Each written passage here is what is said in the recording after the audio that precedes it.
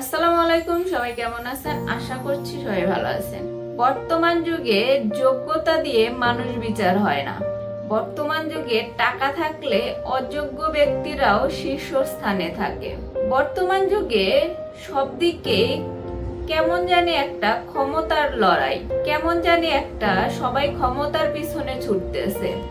এই ক্ষমতার পিছনে ছোটা মানুষগুলা বেশিরভাগই অযোগ্য, কারণ তাদের যোগ্যতা নাই কিন্তু তাদের টাকা আছে। সেই টাকা দিয়ে তারা যোগ্যতাটাকে কিনে নিতে চায় এবং এই প্রতিযোগিতায় আমাদের সমাজটা এবং দেশটা ধ্বংসের দিকে যাইতেছে। আর আমরাও এই মানুষগুলাকে আমাদের প্রতিনিধি হিসেবে বেছে নিই যে তাদের যোগ্যতা থাকুক না থাকুক, তাদের ক্ষমতা আছে এবং তাদের টাকা আছে, এবং এই টাকা দেখে আমরা তাদের ক্ষমতায় বসাই।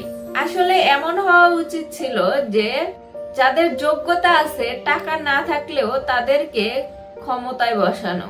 অযোগ্য ব্যক্তিরা যখন ক্ষমতায় থাকে তখন সেই সমাজ, সেই জাতি, সেই দেশটা ধ্বংস হওয়া নিশ্চিত। উদাহরণস্বরূপ বাংলাদেশই বলা যায়। একটা দেশের মধ্যে যখন মানুষ কিছু পাওয়ার আশা না করে শুধু দিতে থাকে, তখনই সেই দেশটা সুন্দর হয়। দেশের মধ্যে সব শ্রেণীর মানুষই যদি অতিরিক্ত কিছুর পাওয়ার আশা না করে দেশটাকে, সমাজটাকে কিছু দেওয়ার চিন্তা করত, তাহলে দেশটা আরো সুন্দর হতো।